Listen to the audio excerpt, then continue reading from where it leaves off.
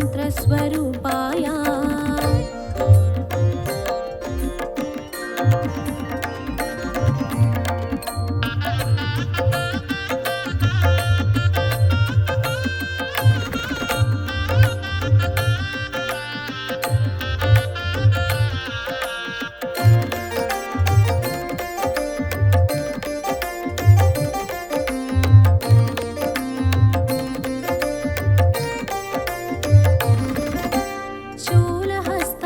कृपानिधाय जरजन्ममूलविनाशकाय भवपाशमूलविमुक्ताय सर्वरोगहर दत्तात्रेय कर्पूरकान्तिदेहाय वेदशास्त्रपरिज्ञानाय कर्पूरकान्तिदेहाय वेदशास्त्रपरिज्ञानाय मूर्तित्रयस्वरूपाय दिव्यरूपाय दत्तात्रेय सर्वमन्त्रस्वरूपाय सर्वयन्त्रस्वरूपाय सर्वतन्त्रस्वरूपाय सर्वसिद्धिप्रदाताय सर्वमन्त्रस्वरूपाय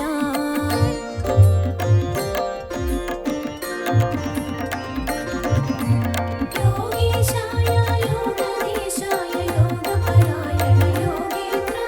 ब्रह्मरूपाय विष्णुरूपाय शिवरूपाय दत्तात्रेय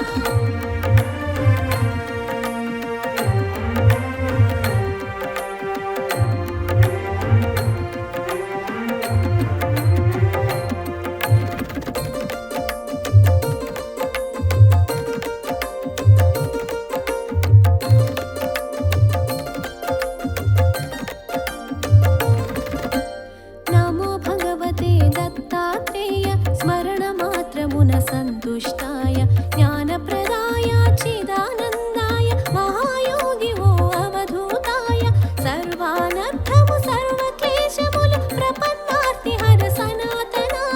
सर्वानर्थमु सर्वक्लेशमुल प्रपन्नार्तिहर सनातना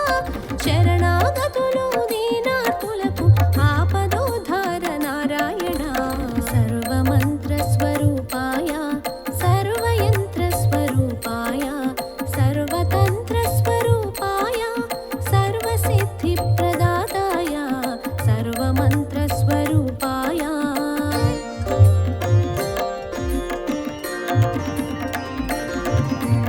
योगीशाय योगधीशाय योगपरायण योगेन्द्र ब्रह्मरूपाय विष्णुरूपाय शिवरूपाय दत्तात्रेय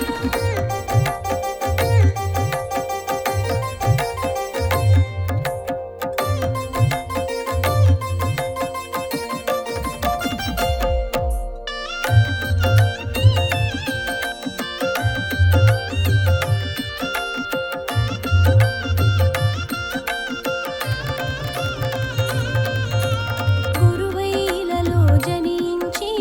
దైవం గురువుగా సాక్షాత్కరించిన దత్తాత్రేయుని అవతారం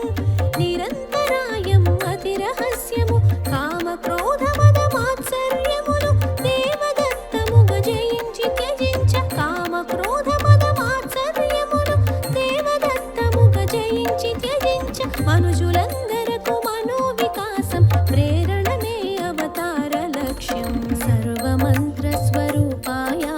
सर्वयन्त्रस्वरूपाय सर्वतन्त्रस्वरूपाय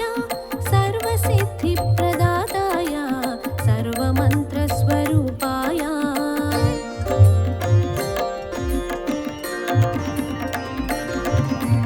योगीशाय योगधीशाय योगपरायण योगेन्द्र ब्रह्मरूपाय विष्णुरूपाय शिवरूपाय दत्तात्रेय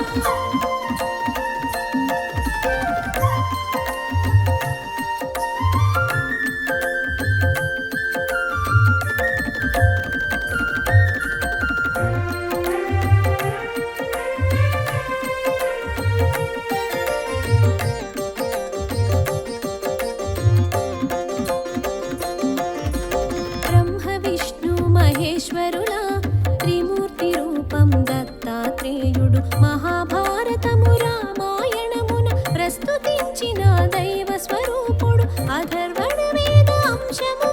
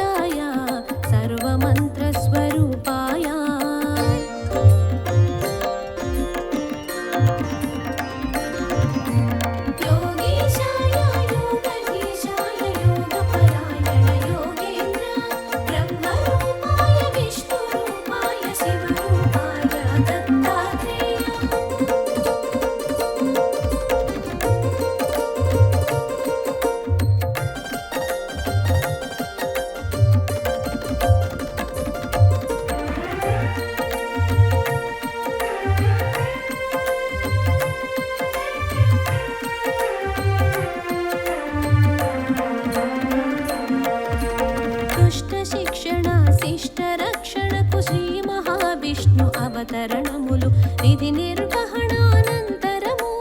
పరిసమాప్తమగు శరణములు దత్తాత్రేయుని అవతారం కార్యాచరణం ప్రత్యేకం దత్తాత్రేయుని అవతారం కార్యాచరణం ప్రత్యేకం జ్ఞాన వైరాగ్య ఆధ్యాత్మికముగ మనుజులున్నతే పరమార్థం సర్వమంత్ర స్వరూపాయ సర్వయంత్ర స్వరూపాయ సర్వతంత్ర స్వరూపాయ సర్వసిద్ధి ప్రదాతాయ సర్వమంత్ర స్వరూపాయ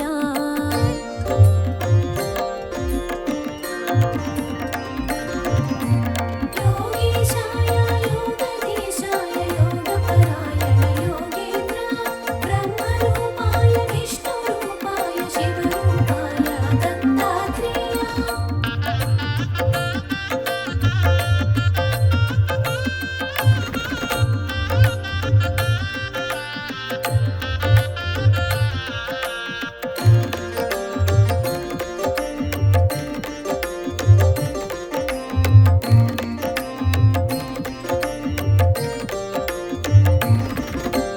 అంబరీషుడను రాజు పూర్వము హరిచింతనము అతిథి సేవలతో ఏకాదశి వ్రతమాచరించగా దూర్వాసుండట కరుదించి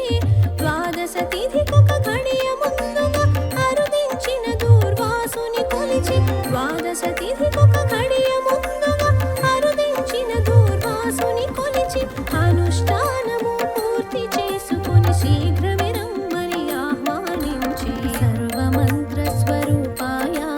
సర్వయంత్ర స్వరూపాయ సర్వతంత్ర స్వరూపాయ సర్వసిద్ధి ప్రదాతాయ సర్వమంత్ర స్వరూపాయ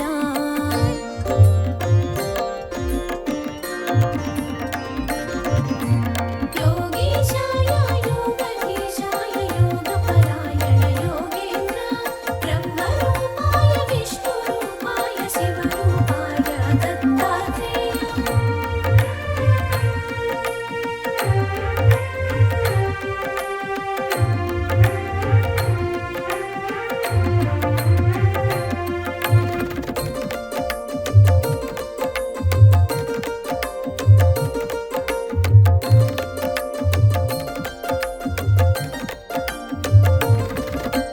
పారణ సమయం మీరుతున్నను మహర్షి ఎంతకు రాకుండుటచే వ్రతభంగమును అతిథి అలక్ష్యము సేయకుండ తీర్థము సేవించి తిరిగే తెంచిన దూర్వాసముని విషయము తెలిసి క్రోధము చెంది తిరిగే తెంచిన దూర్వాసముని విషయము తెలిసి క్రోధము చెంది నానాయోనుల జన్మింతువని అంబరీషునకు శాపము సంగెను సర్వమంత్ర స్వరూపాయ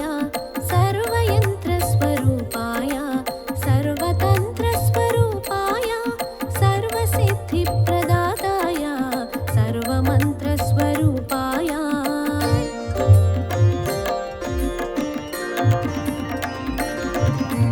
योगेशाय योगधीशाय योगपरायण योगेन्द्र ब्रह्मरूपाय विष्णुरूपाय शिवरूपाय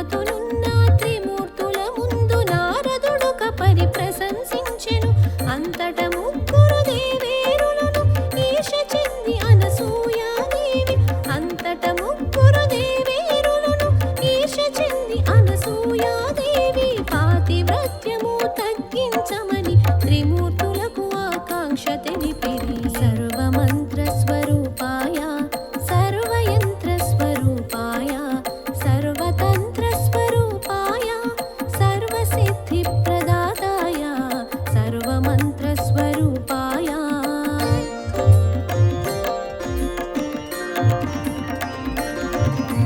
योगीशाय योगधीशाय योगपरायण योगेन्द्र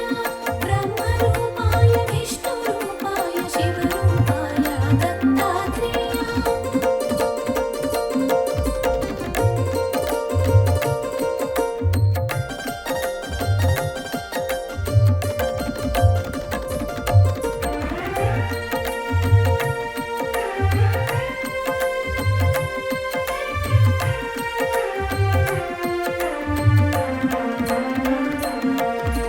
త్రిమూర్తులంతట అతిథి వేషమున అత్రి ఆశ్రమముకే తెంచ అనసూయ వారిని ఆహ్వానించి అర్ఘ్యపాదాదులర్పించి ఆకలిగొన్న అతిథులు తాము ఎంత మాత్రము తాళలేమన ఆకలిగొన్న అతిథులు తాము ఎంత మాత్రము తాళలేమన వడ్డన కచ్చట సిద్ధము చేసి అనసూయ వారిని ఆహ్వానించి సర్వమంత్రస్వరూపాయ సర్వయంత్రస్వరూపాయ సర్వతంత్రస్వరూపాయ సర్వసిద్ధిప్రదాతాయ సర్వమంత్రస్వరూపాయ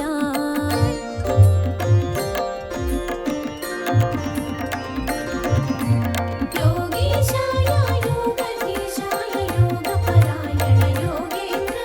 ब्रह्मरूपाय विष्णुरूपाय शिवरूपाय दत्तात्रेय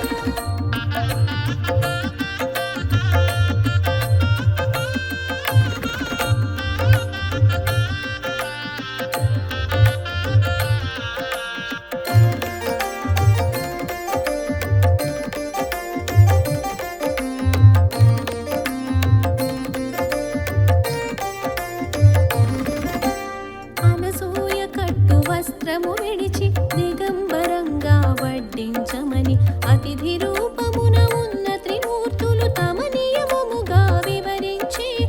ఆకలిగొన్న అతిథులు మరలిన గృహస్థ పుణ్యము పోవునని ఆకలిగొన్న అతిథులు మరలిన గృహస్థ పుణ్యము పోవునని నగ్నముగా పురుషుల ఎదుటున్నను పాతివ్రత్యము భంగమని సర్వమంత్రస్వరూపాయ సర్వయంత్రస్వరూపాయ సర్వతంత్రస్వరూపాయ సర్వసిద్ధిప్రదాతాయ సర్వమంత్రస్వరూపాయ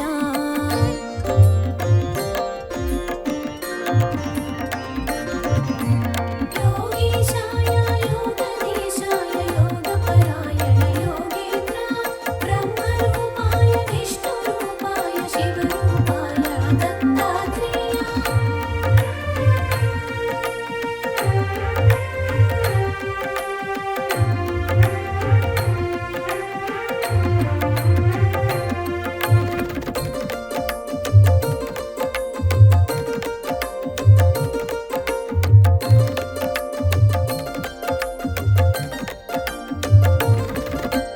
పరస్పరముగా విరోధమైన ధర్మముల నడుమ చిక్కించుటకు చూసిన అతిథులు అసామాన్యులని వారి షరతునకు సమ్మతించినది అత్రి మహర్షి పాదుకలను తన పతిగా తలచి ఆనతి నడిగి అత్రి మహర్షి పాదుకలను తన పతిగా తలచి ఆనతి నడిగి వచ్చిన వారు నా బిడ్డలుగా తలచి వడ్డింతునని తెలిపినది సర్వమంత్రస్వరూపాయ సర్వయంత్రస్వరూపాయ సర్వతంత్రస్వరూపాయ సర్వసిద్ధిప్రదాతాయ సర్వమంత్రస్వరూపాయ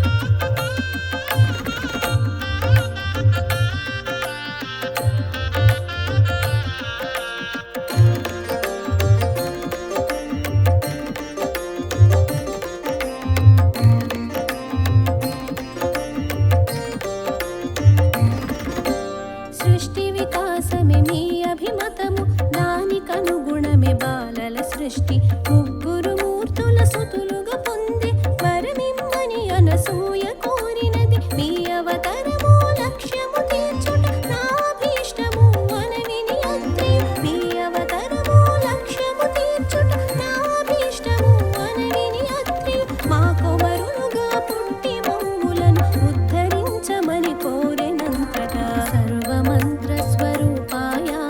సర్వయంత్ర స్వరూపాయ సర్వతంత్ర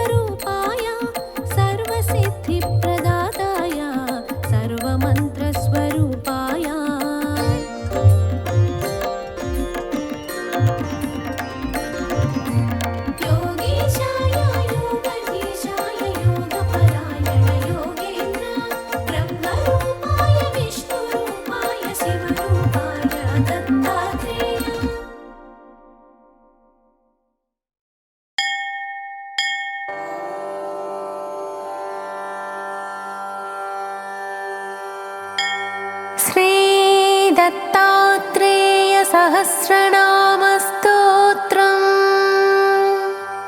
मुनयः ऊचुः निखिलागमतत्त्वज्ञ ब्रह्मध्यानपरायण वदास्माकं मुक्त्युपायं सूत सर्वोपकारकम् सर्वदेवेषु को देवः सत्यो मोक्षप्रदो भवेत् को मनुर्वा भवेत् तस्य सत्यः प्रीतिकरो ध्रुवम् सूत उवाच निगमागमतत्त्वज्ञो ह्यवधूतश्चिदम्बरः भक्तवात्सल्यप्रवणो दत्त एव हि केवलः सदा प्रसन्नवदनो भक्तचिन्तैकतत्परः तस्य नामान्यनं तानि वर्तन्ते थाप्यधः परम् दत्तस्य नाम साहस्रं तस्य प्रीतिविवर्धनम् यस्त्विदं पठते नित्यं दत्तात्रेयैकमानसः मुच्यते सर्वपापेभ्यः स सत्यो नात्र संशयः अन्ते तद्धाम संयाति पुनरावृत्तिदुर्लभम् अस्य श्रीमद्दत्तात्रेयसहस्रनामस्तोत्रमन्त्रस्य अवधूतऋषिः अनुष्टुप् छन्दः दिगम्बरो देवता ॐ बीजं ह्रीं शक्तिः क्रौं कीलकम् श्रीदत्तात्रेयप्रीत्यर्थे जपे विनियोगः अथ ध्यानम् दिगम्बरं भस्मविलेपिताङ्गं बोधात्मकं मुक्तिकरं प्रसन्नं निर्मानसं श्यामतनुं भजेऽहं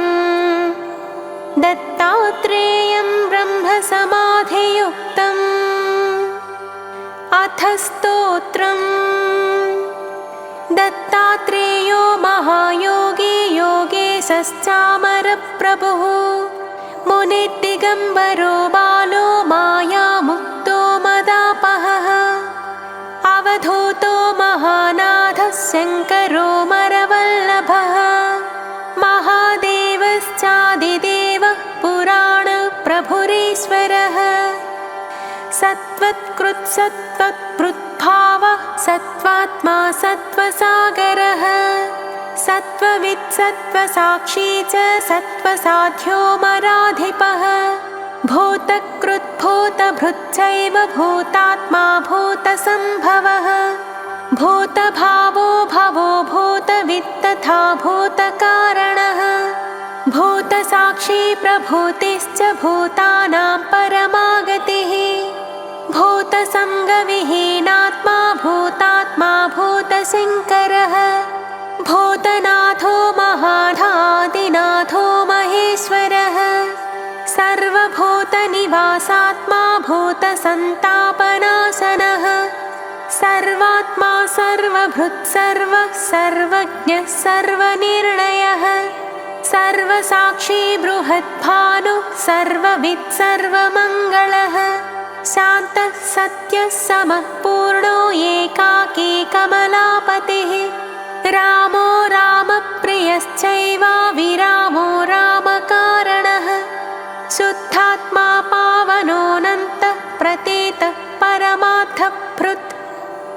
हंससाक्षी विभुश्चैव प्रभुः प्रलय इत्यपि सिद्धात्मा परमात्मा च सिद्धानां परमागतिः सिद्धिसिद्धस्तथा साध्यः साधनो ह्युत्तमस्तथा सुलक्षणः सुमेधावी विद्यावान् विगतान्तरः विज्वरश्च महाबाहुर्बहुलानन्दवर्धनः अव्यक्तपुरुषः प्राज्ञः परज्ञः परमार्थतृप् परापरविनिर्मुक्तो युक्तस्तत्त्वप्रकाशवान् दयावान् भगवान् भावी भावात्मा भावकारणः भवसन्तापनाशश्च पुष्पवान् पण्डितो बुधः प्रत्यक्षवस्तुर्विश्वात्मा प्रत्यक् ब्रह्म सनातनः प्रमाणविगतश्चैव प्रत्याहारनियोजकः प्रणवः प्रणवातीतः प्रमुखः प्रलयात्मकः मृत्युञ्जयो विविक्तात्मा शङ्करात्मा परो वपुः परमस्तनुविज्ञेय परमात्मनि संस्थितः प्रबोधकलनाधार प्रभावप्रवरोत्तमः चिदम्बरश्चिद्विलासश्चिदाकाशश्चिदुत्तमः चित्तचैतन्यचित्तात्मा देवानां परमागतिः अचेत्यश्चेतनाधारश्चेतनाचित्तविक्रमः चित्तात्मा चेतनारूपो लसत्पङ्कजलोचनः परं ब्रह्म परं ज्योतिः परं धाम परं तपः परं सूत्रं परं तन्त्रं पवित्र परमोहवान् क्षेत्रज्ञः क्षेत्रगः क्षेत्राधारः पुरञ्जनः क्षेत्रशून्यो लोकसाक्षी क्षेत्रवान् बहुनायकः योगेत्रो योगपूज्यश्च योग्य आत्मविदां शुचिः योगमायाधरस्थाणुरचलः कमलापतिः योगेशो योगनिर्माता योगज्ञानप्रकाशनः योगपालो लोकपालः संसारतमनाशनः गुह्यो गुह्यतमो गुप्तो मुक्तो युक्तः सनातनः गहनो गगनाकारो गम्भीरो गणनायकः गोविन्दो गोपतिर्गोप्ता गोभावसंस्थितः गोसाक्षी गोतमारिश्च गान्धारो गगनाकृतिः योगयुक्तो भोगयुक्तः शङ्कामुक्तसमाधिमान् सहजः सकलेशानः कार्तवीर्यवरप्रदः सरजो विरजो पुंसो पावनः पापनाशनः परावरविनिर्मुक्तः परं ज्योतिः पुरातनः नानाज्योतिरनेकात्मा स्वयं ज्योतिः सदाशिवः दिव्यज्योतिर्मयश्चैव सत्यविज्ञानभास्करः नित्यशुद्धः परः पूर्णः प्रकाशः प्रकटोद्भवः प्रमादविगतश्चैव परेशः परविक्रमः योगी योगो योगपश्च योगाभ्यासप्रकाशनः योक्ता मोक्ता विधाता च त्राता पाता निरायुधः नित्यमुक्तो नित्ययुक्तः सत्यः सत्यपराक्रमः सत्त्वशुद्धिकरः सत्त्वसथा सत्त्वभृतां गतिः श्रीधरः श्रीवपुः श्रीमान् श्रीनिवासो मराचितः श्रीनिधिः श्रीपतिः श्रेष्ठः श्रेयस्कश्चरमाश्रयः त्यागी त्यागार्थसम्पन्नस्त्यागात्मा त्यागविग्रहः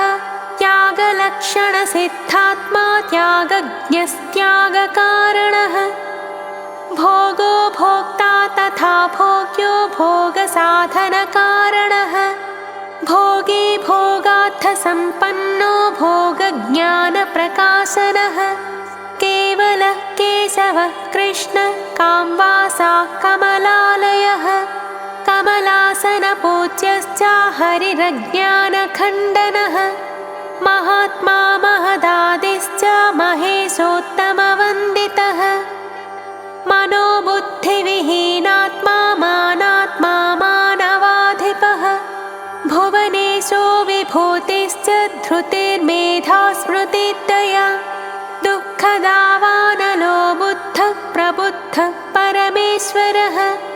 कामः क्रोधः चैव दम्भदर्पमदापहः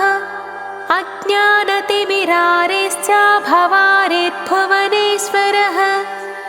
रूपकृद्रूपभृद्रूपी रूपात्मा रूपकारणः रूपज्ञ ज्ञो रूपसाक्षी च नामरूपो गुणात्मकः अप्रमेयः प्रमेयश्च प्रमाणं प्रणवाश्रयः प्रमाणरहितो चिन्त्यश्चेतना विगतो जरः अक्षरोऽक्षरमुक्तश्च विज्वरोज्वरनाशनः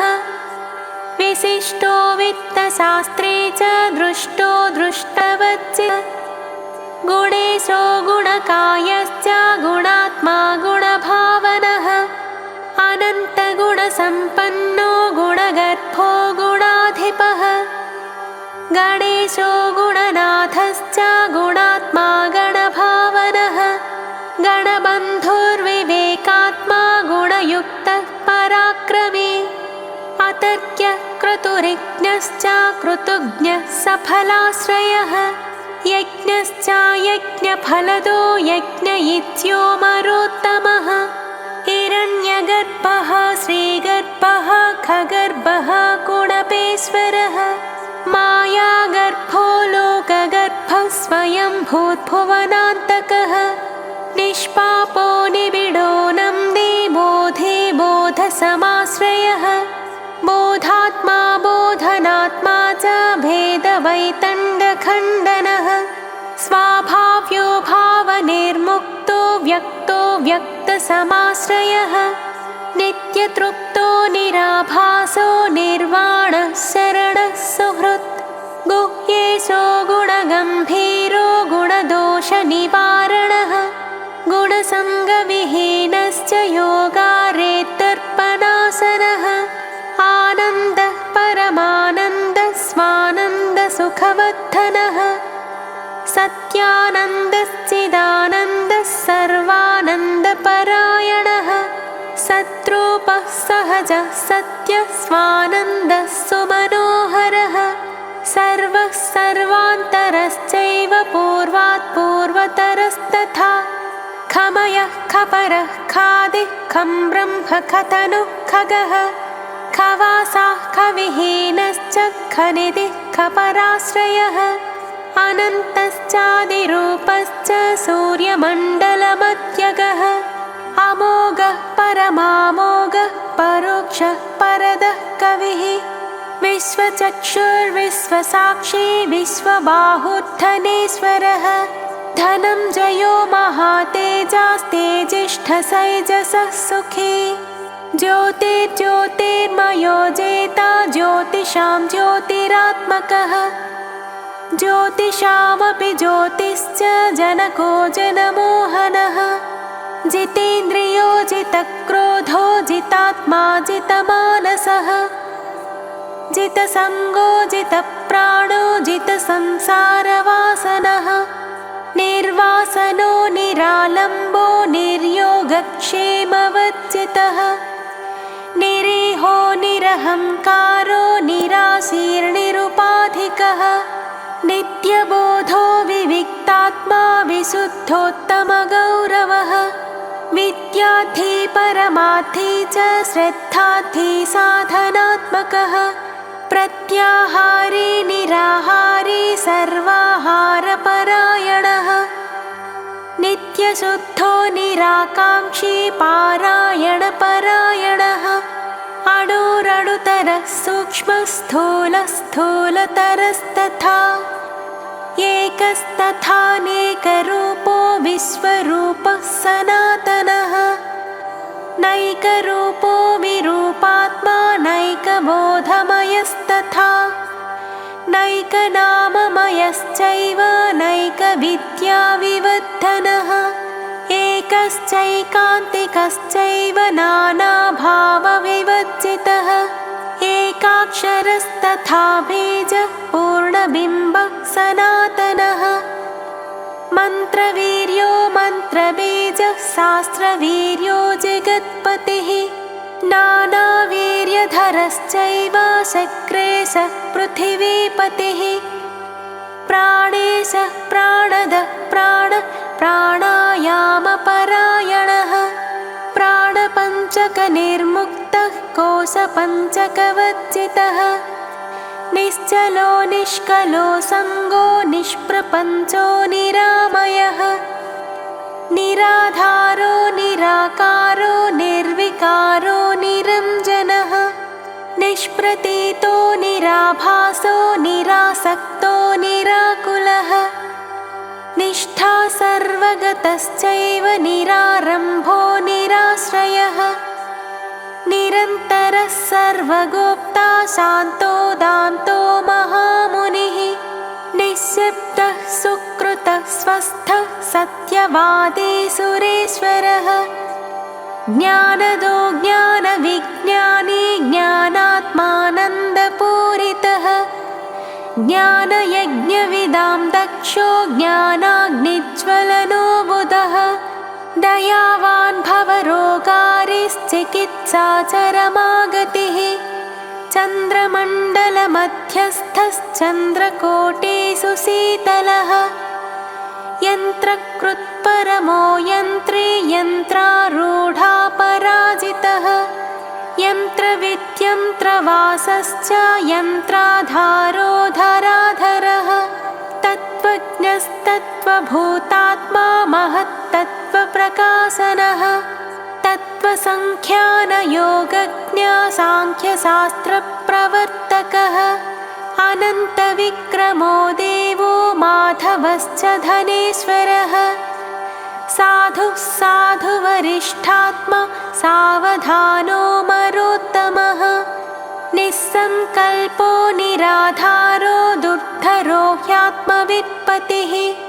आरोग्यसुखदश्चैव प्रवरो वासवस्तथा परेशः परमोदारः प्रत्यक्षचैतन्यदुर्गमः दुराधर्षो दुरावासो दूरत्वपरिणासनः वेदविद्वेदकृद्वेदो वेदात्मा विमलाशयः विविक्तसेवी च संसारश्रमनाशनस्तथा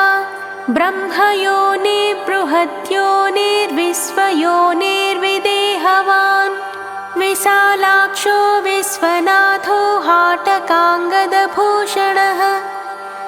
अबाध्यो जगदाराध्यो जगदाजवपालनः जनवान् धनवान् धर्मे धर्मगो धर्मवर्धनः अमृतः शाश्वतः साध्यः सिद्धिदः सुमनोहरः खलु ब्रह्म खलु स्थानो मुनीनां परमागतिः उपद्रष्टा तथा श्रेष्ठः शुचिभूतो ह्यनामयः वेदसिद्धान्तवेद्यश्च मानसाह्लादवर्धनः देहादन्यो गुणादन्यो लोकादन्यो विवेकवित् दुष्टस्वप्नहरश्चैव गुरुर्गुरुवरोत्तमः कर्मे कर्म विनिर्मुक्तः संन्यासी साधकेश्वरः सर्वभावविहीनश्च तृष्णासङ्गनिवारकः त्यागी त्यागवपुस्त्यागस्त्यागदानविवर्जितः त्यागकारणत्यागात्मा सद्गुरु सुखदायकः दक्षो दक्षादिवन्द्यश्च ज्ञानवादप्रवर्तकः शब्दब्रह्ममयात्मा च शब्दब्रह्मप्रकाशवान् ग्रसिष्णुः प्रभविष्णुश्च सहिष्णुर्विगतान्तरः विद्वत्तमो महावन्द्यो विशालोत्तमवाङ्मुनिः ब्रह्मविद् ब्रह्मभावश्च ब्रह्मर्षिर्ब्राह्मणप्रियः ब्रह्म ब्रह्मप्रकाशात्मा ब्रह्मविद्याप्रकाशनः अत्रिवंशप्रभूतात्मा तापसोत्तमवन्दितः आत्मवासी विधेयात्मा ह्यत्रिवंशविवर्धनः प्रवर्तनो निवृत्तात्मा प्रलयोदकसन्निभः नारायणो महागर्भो भार्गवप्रियकृत्तमः सङ्कल्पदुःखदलनः संसारतमनाशनः त्रिविक्रमस्त्रिधाकारस्त्रिमूर्तिस्त्रिगुणात्मकः भेदत्रयहरश्चैव तापत्रयनिवारकः दोषत्रयविभेदी च संशयार्णवखण्डनः असंशयस्त्वसम्मूढो यवादी राजवन्दितः राजयोगी महायोगी स्वभावगलितस्तथा पुण्यश्लोकः पवित्राङ्घ्रिध्यानयोगपरायणः ध्यानस्थो ध्यानगम्यश्च विधेयात्मा पुरातनः अविज्ञेयो ह्यन्तरात्मा मुख्यबिम्बसनातनः जीवसंजीवनो जीवश्चिद्विलासश्चिदाश्रयः महेन्द्रो मरमान्यश्च योगेन्द्रो योगवित्तमः योगधर्मस्तथा योगस्तत्त्वस्तत्त्वविनिश्चयः नैकबाहुरनन्तात्मा नैकनामपराक्रमः नैकाक्षी नैकपादश्च नाथनाथोत्तमोत्तमः सहस्रशीर्षा पुरुषः सहस्राक्षः सहस्रपात् सहस्ररूपदृक्चैव सहस्रारमयोद्धवः त्रिपादपुरुषश्चैव त्रिपादोध्वस्तथैव च त्र्यम्बकश्च महावीर्यो योगवीर्यविशारदः विजयी विनयी जेता वीतरागी विराजितः रुद्रो रौद्रो महाभीमः प्राज्ञमुख्यः सदा शुचिः अन्तर्ज्योतिरनन्तात्मा प्रत्यगात्मा निरन्तरः अरूपश्चात्मरूपश्च सर्वभावविनिर्वृतः अन्तःशून्यो बहिः शून्यः शून्यात्मा शून्यभावनः अन्तःपूर्णो बहिः पूर्णः पूर्णात्मा पूर्णभावनः अन्तस्त्यागी बहिस्त्यागी त्यागात्मा सर्वयोगवान् अन्तर्योगी बहिर्योगी सर्वयोगपरायणः अन्तर्भोगी बहिर्भोगी सर्वभोगविदुत्तमः अन्तर्निष्ठो बहिर्निष्ठः सर्वनिष्ठामयस्तथा बाह्यान्तरविमुक्तश्च बाह्यान्तरविवर्जितः शान्तः शुद्धो विशुद्धश्च निर्वाणः प्रकृतिः परः अकालः कालनेमी च कालकालो जनेश्वरः कालात्मा कालकर्ता च कालज्ञः कालनाशनः कैवल्यपददाता च कैवल्यसुखदायकः कैवल्यकलनाधारो निर्भरो हर्षवर्धनः हृदयस्थो हृषीकेशो गोविन्दो गर्भवर्जितः सकलागमपूज्यश्च निगमो निगमाश्रयः पराशक्तिः पराकीर्तिः परावृत्तिर्निधिस्मृतिः परविद्या पराक्षान्तिर्विभक्तिर्युक्तसद्गतिः स्वप्रकाशः प्रकाशात्मा परसंवेदनात्मकः स्वसेव्यः स्वविदां स्वात्मा स्वसंवेद्यो नघग्नमे स्वानुसन्धानशीलात्मा स्वानुसन्धानगोचरः स्वानुसन्धानशून्यात्मा स्वानुसन्धानकाश्रयः स्वबोधतर्पणो भङ्गः कन्दर्पकुलनाशनः ब्रह्मचारी ब्रह्मवेत्ता ब्राह्मणो ब्रह्मवित्तमः तत्त्वबोधः सुधावश्यः पावनः पापपावकः ब्रह्मसूत्रविधेयात्मा ब्रह्मसूत्रार्थनिर्णयः आत्यन्तिको महाकल्पः सङ्कल्पावर्तनाशनः आधिव्याधिहरश्चैव संशयार्णवशोषकः तत्त्वात्मज्ञानसन्देशो महानुभवभावितः आत्मानुभवसम्पन्नः स्वानुभावसुखाश्रयः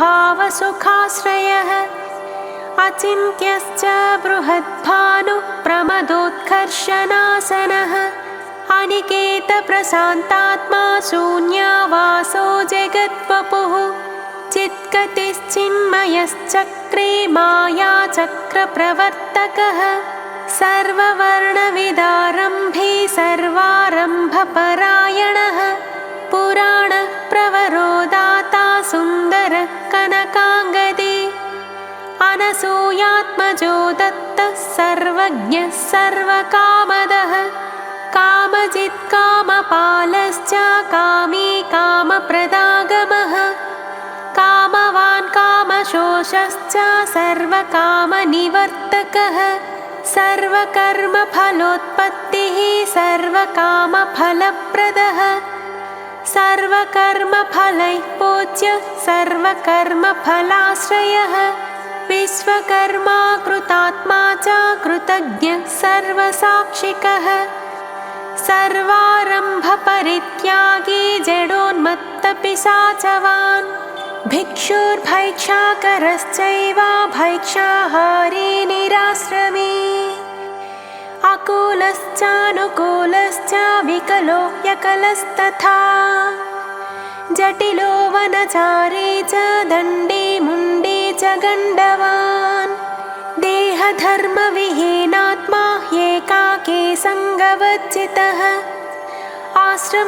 आश्रम्यनाश्रमारम्भो नाचारी कर्मवर्जितः असंदेही च संदेही न किञ्चिन्न च किञ्चनः हृदेही देहशून्यश्च नाभावी भावनिर्गतः न ब्रह्मा च परब्रह्मा स्वयमेव निराकुलः अनघश्च गुरुश्चैव नाथ नाथोत्तमो गुरुः द्विभुज प्राकृतश्चैव जनकश्च पितामहः अनात्मा न च नानात्मा नीतिर्नीतिमतां वरः सहजः सदृशः सिद्धश्चैकश्चिन्मात्र एव च न कर्तापि च कर्ता च भोक्ता भोगविवर्जितः तुरीयस्तुरीयातीतः स्वच्छः सर्वमयस्तथा सर्वाधिष्ठानरूपश्च सर्वध्येयविवर्जितः सर्वलोकनिवासात्मा सकलोत्तमवन्दितः देहभृद्देहकृच्चैव देहात्मा देहभावनः देही देहविभक्तश्च देहभावप्रकाशनः लयस्थो लयविच्चैव लयाभावश्च बोधवान् लयातीतो लयस्यान्तो लयभावनिवारणः विमुखः प्रमुखश्चैव प्रत्यन्मुखवदाचरे विश्वभुक् विश्वधृक् विश्वो विश्वक्षेमकरस्तथा अविक्षिप्तो प्रमादी च परद्धिः परमार्थदृक् स्वानुभावविहीनश्च स्वानुभावप्रकाशनः निरिन्द्रियश्च निर्बुद्धिर्निराभासो निराकृतः निरहङ्काररूपात्मा निर्वपुः सकलाश्रयः शोकदुःखहरश्चैव भोगमोक्षफलप्रदः सुप्रसन्नस्तथा सूक्ष्मः शब्दब्रह्मार्थसङ्ग्रहः आगमापायशून्यश्च स्थानदश्च सताङ्गतिः अकृतः सुकृतश्चैव कृतकर्मा विनिर्वृतः भेदत्रयहरश्चैव देहत्रयविनिर्गतः सर्वकाममयश्चैव सर्वकामनिवर्तकः सिद्धेश्वरो जरः पञ्चबाणदर्पहुतासनः चतुरक्षरबीजात्मा स्वभोश्चित्कीर्तिभूषणः अगाधबुद्धिरक्षुब्धश्चन्द्रसूर्याग्निलोचनः यमदंश्रोतिसंहर्ता परमानन्दसागरः लीलाविश्वम्भरो भानुर्भैरवो भीमलोचनः ब्रह्मचर्माम्बरः कालस्त्वचलश्चलनान्तकः आदिदेवो जगद्योनिर्वासवारिविमर्दनः विकर्मकर्मकर्मज्ञो अनन्यगमको गमः